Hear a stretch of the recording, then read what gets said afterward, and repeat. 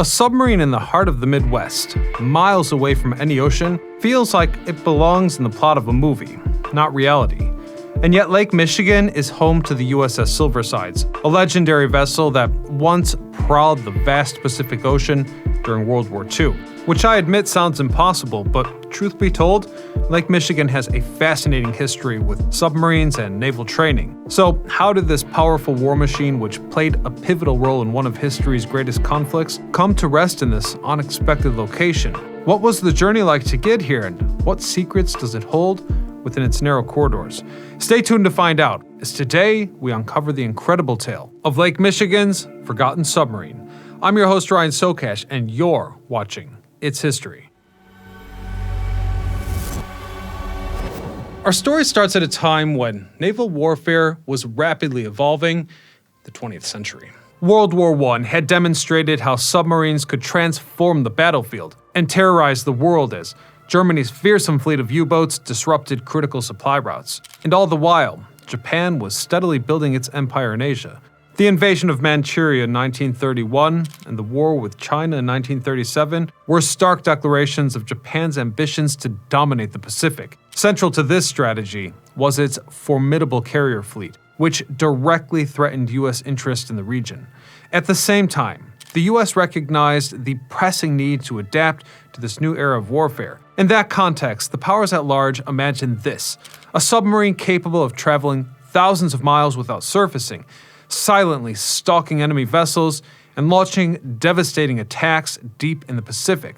Such a weapon could tip the scales in a war dominated by naval power, but it would require a complete overhaul of existing submarine technology and tactics. This transformation was inspired by the theories of Alfred Thayer Mahan, who famously argued that controlling the seas was key to global supremacy. The U.S. Navy embraced this philosophy and began reshaping its fleet to meet the demands of modern warfare, advancements that, quite frankly, were long overdue. If we go back to the 1920s, American submarines were far from revolutionary. They were small, slow, and designed primarily for defensive operations, hardly capable of fulfilling the strategic concepts Mahan had envisioned. However, the lessons learned during World War I spurred significant improvements in their design. Shipyards like Electric Boat and Portsmouth Naval Shipyard spearheaded the developments of technologies that redefined submarine potential. With more efficient diesel-electric engines, improved weapon systems, and hulls engineered for incredible speeds and durability, the foundation was laid for a new generation of submarines, fleet boats. These submarines were designed to operate as integral parts of the main fleet, acting as advanced scouts capable of identifying and attacking enemies before they could threaten the larger warships. By 1940, in anticipation of a potential conflict, the U.S. Congress approved a massive naval construction program. Among its flagship projects were the Gato-class fleet boats, designed for missions in the vast waters of the Pacific. With a range of 11,000 nautical miles and the capacity to carry 24 torpedoes, these submarines embodied the perfect combination of advanced engineering and operational flexibility, and this is just what the Navy needed. And it's also the origin story of our Lake Michigan submarine. This is where the USS Silversides enters the scene. Commissioned as one of the first submarines in the innovative Gato class, it began construction in 1940 at the Mare Island Naval Shipyard in California. Engineers and workers at the shipyard took on the enormous challenge of creating a war machine that strategists believed had the potential to shift the tide of conflict in the Pacific. Thus began the story of one of the most important legendary submarines of World War II. But with that in mind, just what makes the USS Silversides so unique in this era of technological revolution? To understand that last question, let's examine its early missions, during which the Pacific Ocean became its battlefield. World War II was not just a clash of armies, but a logistical struggle where the ability to disrupt enemy supply lines could alter the war's course. A notion perhaps best explained by Captain John S. Coy Jr. of the USS Silversides, who recalled in an interview how the submarine played that vital role in the effort. Coy said, quote, "In the Pacific, every ton sunk was a direct blow to Japan's war machine, and the Silversides was built to deliver those blows. During World War II, Japan critically relied on maritime convoys to transport essential resources from its occupied Asian territories to the home islands. American submarines, like the USS Silversides, became silent hunters, targeting these vital routes in this context. The Silversides sank troop transports and crucial cargo ships, while at the same time evading retaliation in heavily patrolled areas such as the Philippines and the routes to the Mariana Islands. These actions were part of the U.S. Navy's strategy of economic submarine warfare, a blockade effort aimed at severing Japan's supply lines and isolating it from the resources needed to sustain its war machine. As by striking convoys strategically, the Silversides and its counterparts significantly reduced Japan's logistical capabilities, weakening its war efforts from within. And it's here I need to point out that Coy also described one particularly emblematic episode.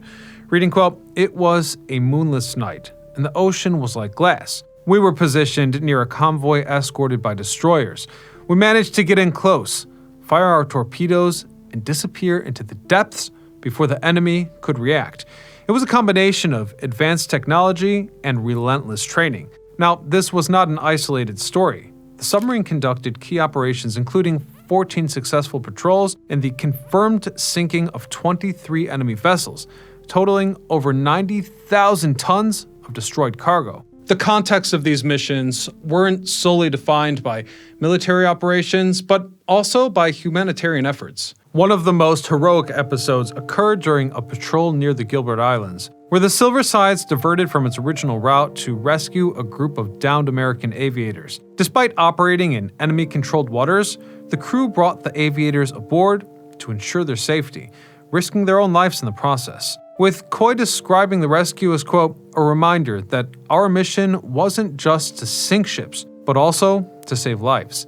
Hence, the USS Silversides operated during a critical period when the balance of power in the Pacific began to tip in favor of the Allies. Its ability to survive numerous enemy attacks was a testament to its advanced Gato-class design and the skill of the officers and sailors involved. But the Silverside story also includes events that humanized the war experience. In one instance, a young sailor developed acute appendicitis. With his life at risk, the crew's pharmacist performed an improvised surgery, using standard tools and the light of just a flashlight. The operation lasted for 4 hours, but was a success. In addition to these extraordinary events, the Silversides also survived numerous encounters with enemy escorts. According to Coy, there were moments when depth charges felt so close that the submarine shook as if it were about to splinter apart. But fortunately, it never came to that.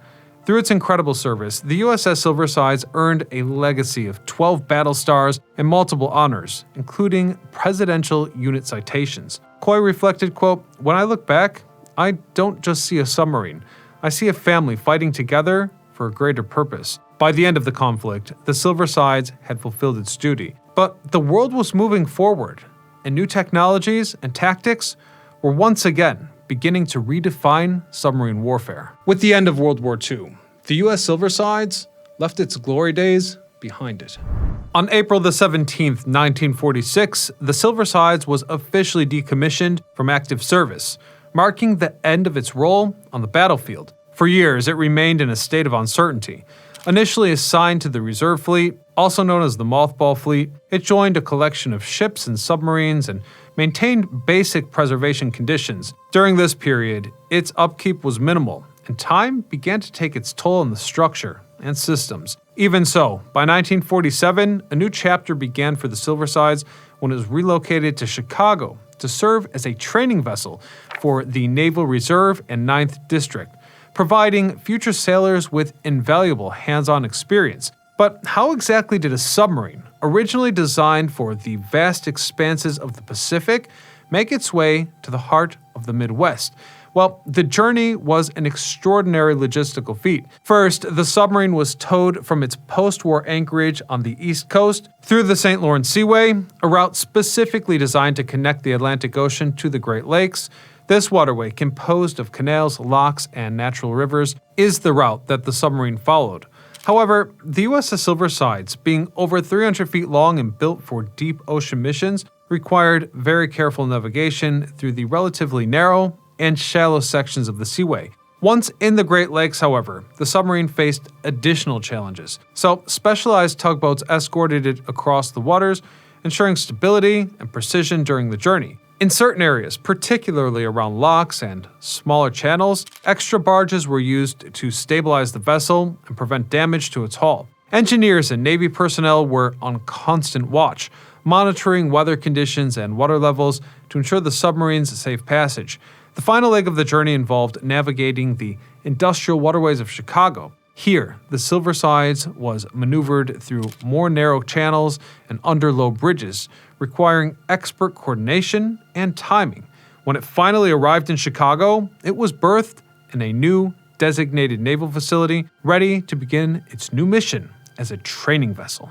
During its years as a training vessel, the Navy began radically transforming its submarine capabilities. While the Silversides continued to help train new reservists, submarine designs and propulsion advancements foreshadowed yet another inevitable change.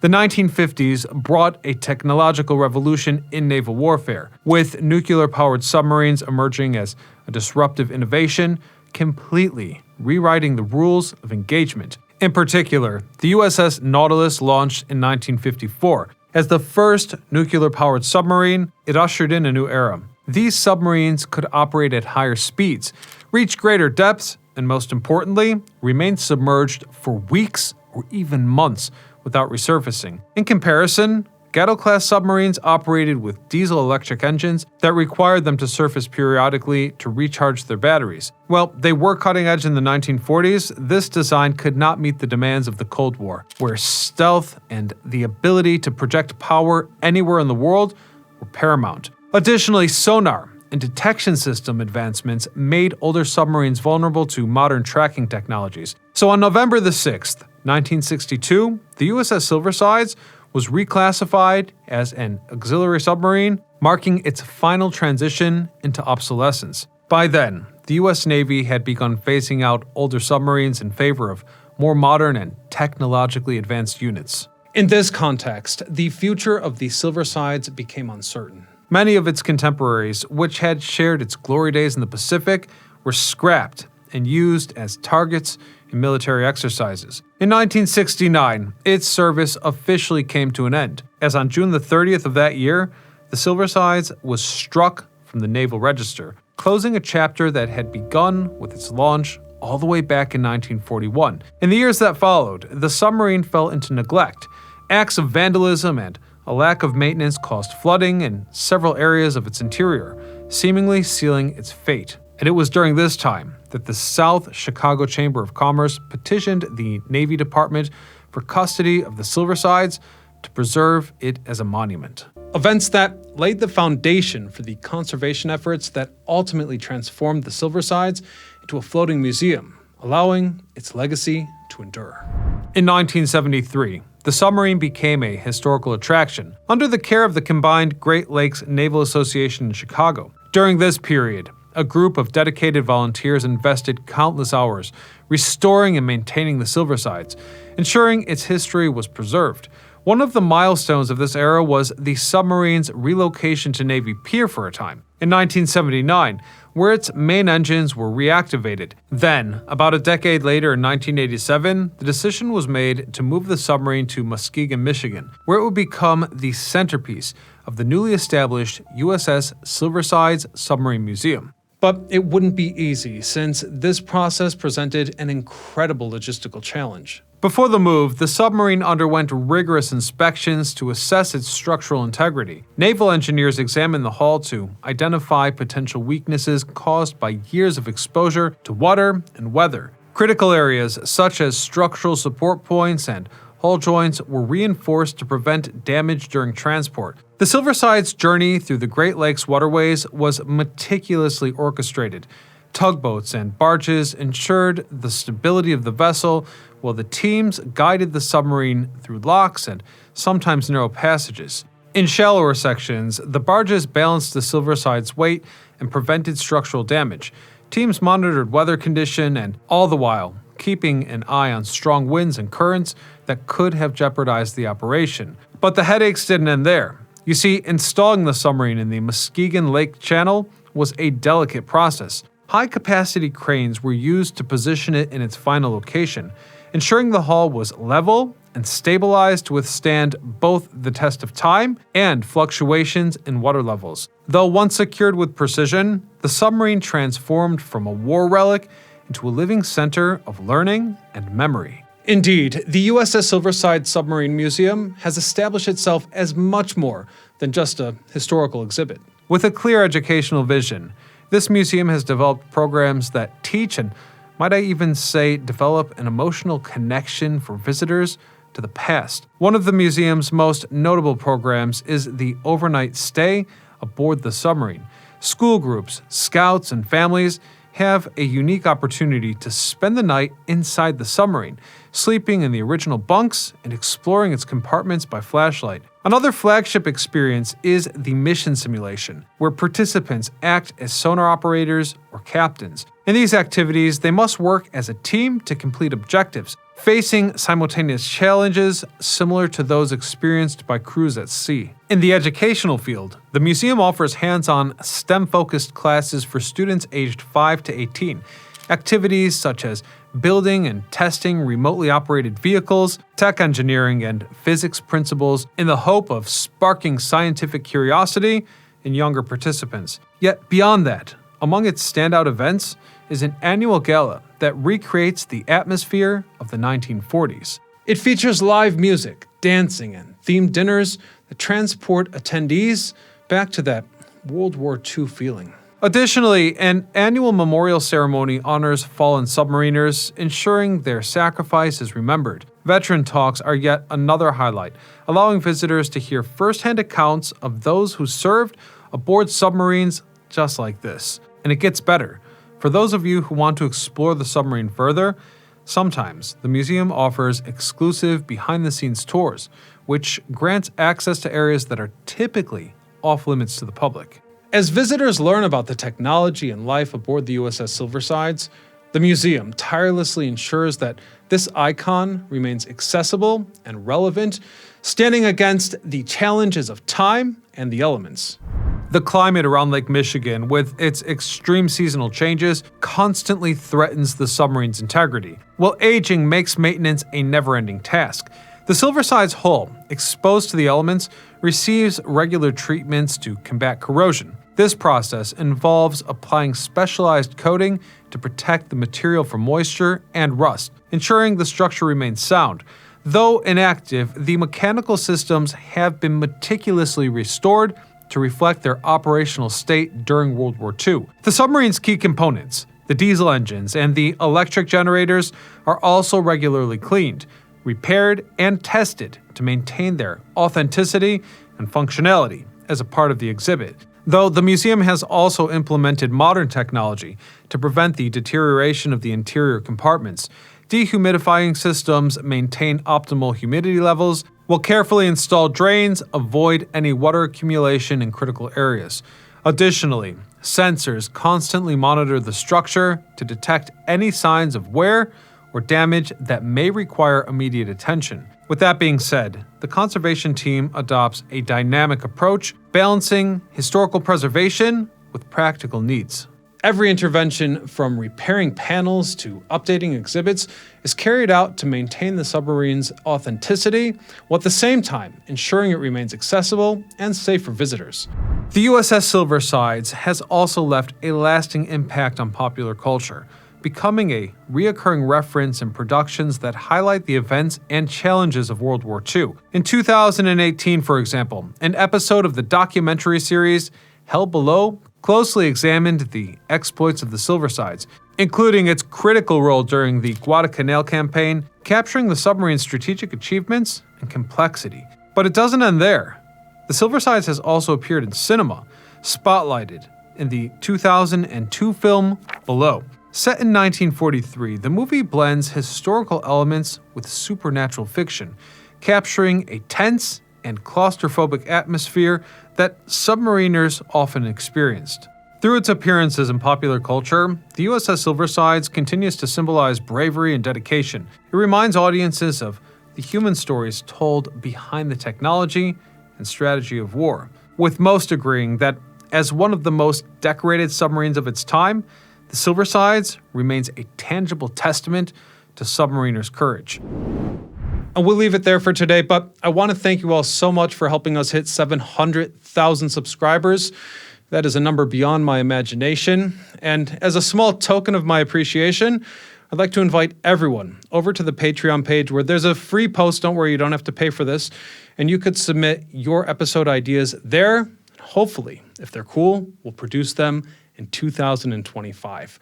I hope that you all get in contact with me soon. The link is in the description. Somewhere on the screen here, there's also a QR code that you can scan with your phone if you're watching from a TV. Otherwise, until next time, I'm your host, Ryan Socash, signing off.